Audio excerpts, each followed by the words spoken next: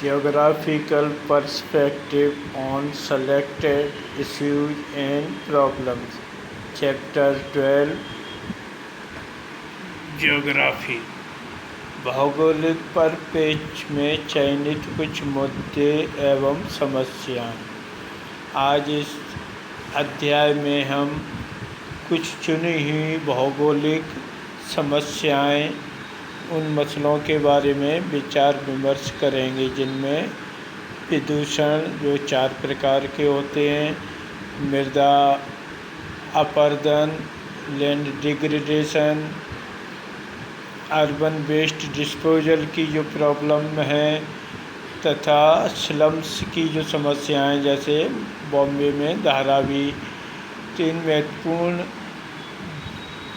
समस्याओं का भौगोलिक परिप्रेक्ष्य में अध्ययन करेंगे। सबसे पहले pollution, environmental pollution. Environmental pollution results from the release of substances and energy from waste products of human activities. Harmful change of animal and plant in the environment is called pollution. Different components of environment have a definite composition. When some other elements is added to these components, their basic composition is altered. This change is called pollution. जब पर्यावरण में मानवीय क्रियाकलापों के अपशिष्ट उत्पादों से मुक्त द्रव्य एवं ऊर्जा का परिणाम पर्यावरण प्रदूषण है। प्रदूषण के अनेक प्रकार हैं जो प्रदूषकों के प्रवाहित एवं विसरित डिफ्यूजन होने के मीडियम के आधार पर डिसाइड होते हैं। इस प्रकार प्रदूषण के 4 मुख्य प्रकार हैं: जल प्रदूषण, वायु प्रदूषण, भूमि प्रदूषण, लैंड पॉल्यूशन एंड ध्वनि प्रदूषण, साउंड पॉल्यूशन या नॉइज पॉल्यूशन।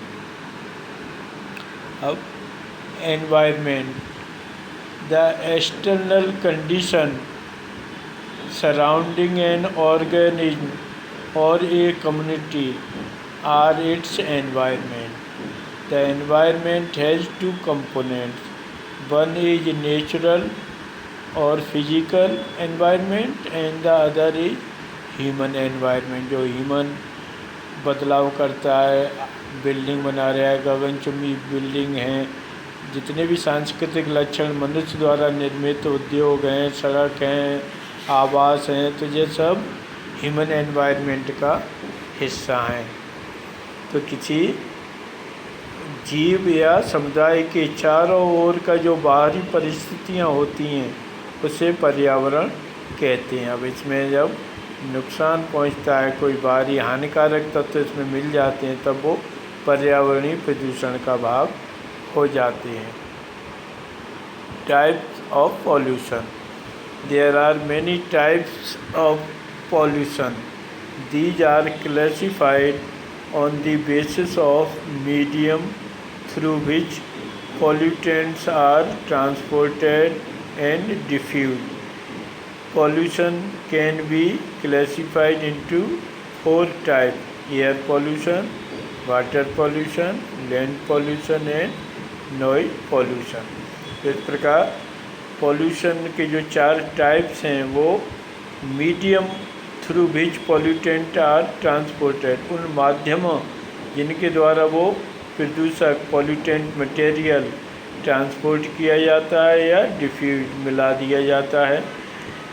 तो इस आधार पर इन पॉल्यूशन के 4 टाइप्स में इसे विभाजित करते हैं। जैसे हवा के साथ जो पॉल्यूटेंट मिलते हैं तो वो एयर पॉल्यूशन, पानी में घुली हुई अवस्था में या तैरते हुए जो चीज़ें मिल जाती हैं वो वाटर पॉल्यूशन, लैंड पर विभिन्न केमिकल या अपरदन वगैरह कटाव का असर से भूमि बेकार हो जाती है वो लैंड पॉल्यूशन, बहुत तीव्र गति से परिवहन के साधन हैं, मशीनें हैं, एयरक्राफ्ट्स हैं, तो ये बहुत ही नॉइज़ जो करते हैं, तो हमारे डेसिबल एक मिनिमम सुनने की जो डेसिबल के रूप में जानी जाती है, उससे ज़्यादा डेसिबल पर आवाज़ होती है तो हमारे कान को नुकसान पहुंचाती है और विभिन्न तरीके से हमको अस्वस्थ कर सकती है। तो ये 4 प्रमुख प्रकार की जो पॉल्यूशन है वो अलग अलग माध्यम जो पॉल्यूटेंट मिलाते हैं इन तत्वों में अलग अलग उसमें, उसके आधार पर इनके 4 टाइप्स हैं। आज हम वाटर पॉल्यूशन के बारे में जानेंगे। Changes in the quality of water due to the human और natural activity that render water unsuitable for human consumption or other organism, agriculture, fisheries and entertainment। अर्थात जल प्रदूषण वो है जब क्वालिटी चेंज हो जाती है वाटर की और वो वाटर हमारे लिए अनसूटेबल हो जाता है, अनुपयुक्त हो जाता है हमारे कंजम्पशन के लिए, दूसरे जीव जंतुओं के लिए, कृषि के लिए, मछलियों के लिए और मनोरंजन के लिए। तो जल प्रदूषण बढ़ती हुई जनसंख्या और औद्योगिक विस्तार के कारण जल के अविवेकपूर्ण उपयोग से जल की गुणवत्ता का बहुत अधिक निम्नीकरण हुआ है। तो जनसंख्या विस्तार के कारण और औद्योगिक विस्तार के कारण जल का जब हमने अविवेकपूर्ण अपने बुद्धि का इस्तेमाल बिना किए हुए जब उसका उपयोग किया है तो इससे जल की गुणवत्ता को हमने निम्नीकरण कर दिया है, गिरा दिया है, उसकी जो क्वालिटी है उसको हमने प्रभावित किया है। नदियों, नहरों, झीलों तथा तालाबों में उपलब्ध जल शुद्ध नहीं रह गया है। इसमें अल्प मात्रा में निलंबित कण,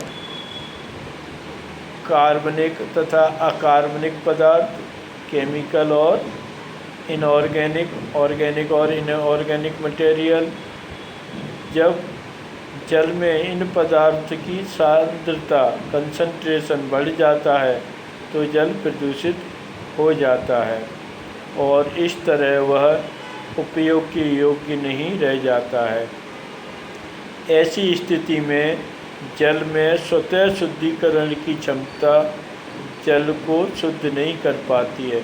जब पॉल्यूटेंट की मात्रा ज़्यादा हो जाती है तो जल विभिन्न जल स्रोतों का जो खुद को शुद्ध करने की जो कैपेसिटी है, क्षमता है, वो क्षमता प्रभावित होती है और फिर वो अपने जल को शुद्ध नहीं कर पाती हैं उतनी अधिक मात्रा में। जब पॉल्यूटेंट की मात्रा ज़्यादा हो जाती है और जल की मात्रा कम हो जाती है तो जल की जो नेचर है अपने शुद्ध करने की, नदियाँ अपने आप को शुद्ध कर लेती हैं, लेकिन जब उसमें पॉल्यूटेंट की मात्रा बहुत ज़्यादा हो जाती है तब वो फिर इसकी वो क्षमता है वो प्रभावित होती है।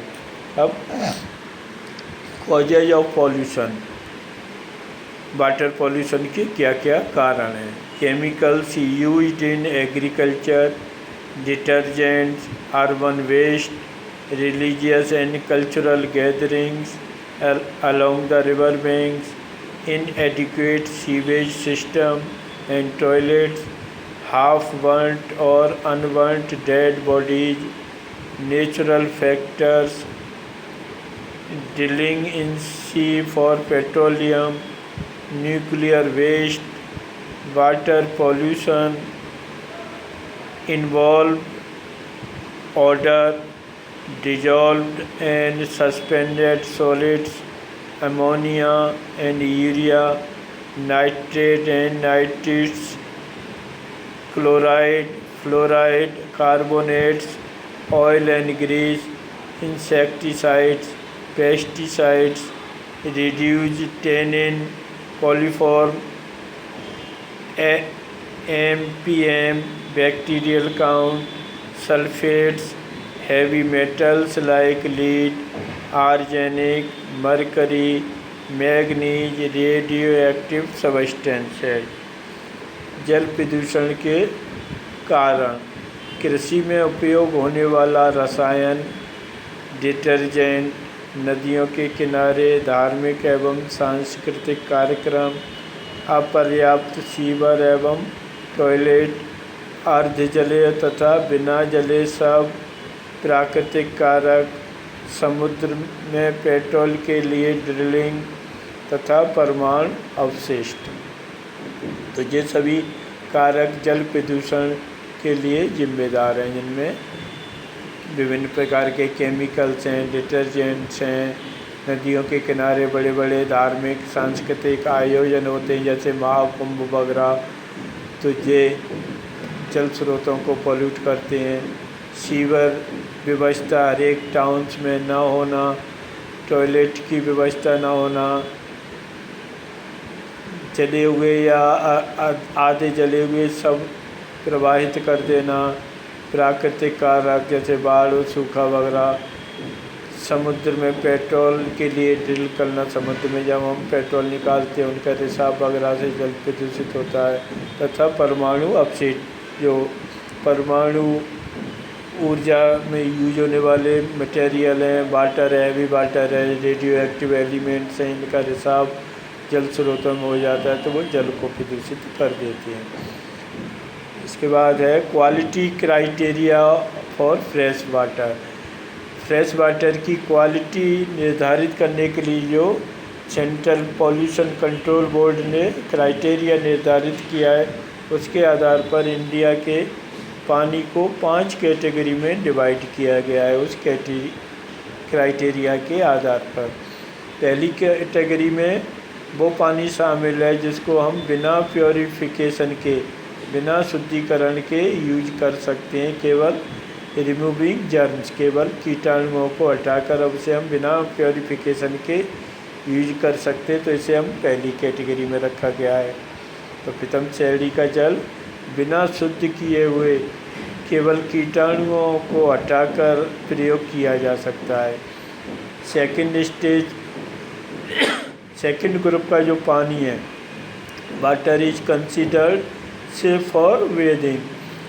दूसरी ग्रुप का जो पानी है वो केवल स्नान वगैरह के लिए ही सुरक्षित है, तो वो पीने के लिए सुरक्षित नहीं है।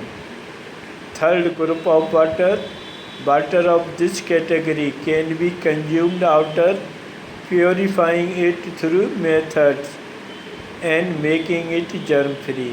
तृतीय श्रेणी का पानी है जो बिना प्योरीफिकेशन के, जो विभिन्न तकनीक के द्वारा, आरओ प्लांट्स के द्वारा हम शुद्ध करते हैं, तो उस बिना शुद्ध करे हुए, जिसके द्वारा जर्म मुक्त उसे कर दिया जाता है, तो बिना प्योरीफाई किए हुए इसका हम उपयोग नहीं कर सकते, तो वो थर्ड कैटेगरी में रखा गया है। तो तृतीय श्रेणी में जल शुद्धिकरण के बाद, कीटाणु मुक्त करने के बाद ही हम प्रयोग कर सकते हैं, बिना प्योरीफाई किए हम यूज नहीं कर सकते हैं। फोर्थ ग्रुप में group of water is suitable for fisheries and wild life. चौथे ग्रुप का जो पानी है वो मछलियों के लिए तथा जीव जंतुओं के लिए उपयुक्त है, मनुष्यों के लिए नहीं। The fifth group of water can be used for irrigation. पाँचवीं श्रेणी का जो पानी है वो सिंचाई के लिए, इंडस्ट्रियल पर्पज के लिए, औद्योगिक उद्देश्य के लिए, एयर कंडीशनिंग के लिए, कंट्रोल डिस्पोजल ऑफ वेस्ट, जो अर्बन वेस्ट है उसके डिस्पोजल के लिए, सेफ कंट्रोल नियंत्रित डिस्पोजल हो जाए, तो उनके लिए पाँचवीं श्रेणी का पानी उपयुक्त किया जाता है। On the basis of above criteria, the water of most of the Indian rivers belong to the third, fourth and fifth category. इस क्राइटेरिया के आधार पर भारत की ज़्यादातर नदियाँ तीसरी, चौथी और पाँचवीं ग्रुप के वाटर श्रेणी में आती हैं। Clean drinking water becoming rare in Indian river. शुद्ध पीने योग्य पानी की मात्रा हमारी नदियों में कम होती जा रही है।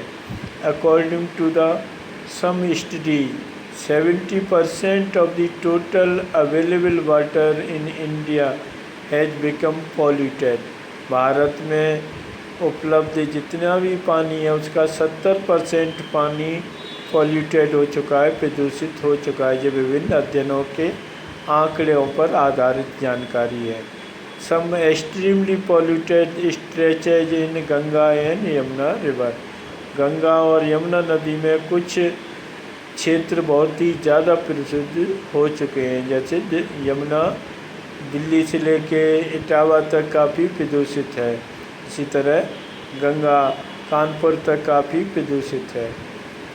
इन मापदंड के आधार पर भारत की ज़्यादातर नदियों का जल तीसरी, चौथी और पाँचवीं श्रेणी में है। भारत की नदियों का जल पीने योग्य बहुत कम रह गया है। कुछ अध्ययनों के आधार पर भारत की 70% जल प्रदूषित हो चुका है।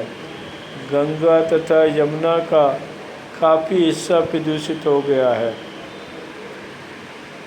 Harmful effect of water pollution. जल प्रदूषण के हानिकारक प्रभाव। स्प्रेड ऑफ डिजीज, बीमारियों का फैलना। Losses of plant and animals, वनस्पति और जानवरों का नुकसान, उनकी संख्या कम होना। लॉस ऑफ सॉइल फर्टिलिटी, मृदा के उपजाऊपन में कमी आना। यूट्रोफिकेशन, जो वाटर बॉडीज है उनमें सुपोषण की मात्रा कम होना। कंट्रोल ऑफ वाटर पॉल्यूशन, जल प्रदूषण को नियंत्रित करने के उपाय। मैनेजमेंट ऑफ गार्बेज, जो गार्बेज है, अपशिष्ट है, उसका प्रबंधन करना। Sewage system and toilet, sewer system और टॉयलेट की व्यवस्था करना। इलेक्ट्रिक क्रेमिटोरियम, विद्युत शवगाह बनवाना, जैसे नदियों के किनारे अंतिम संस्कार न हो।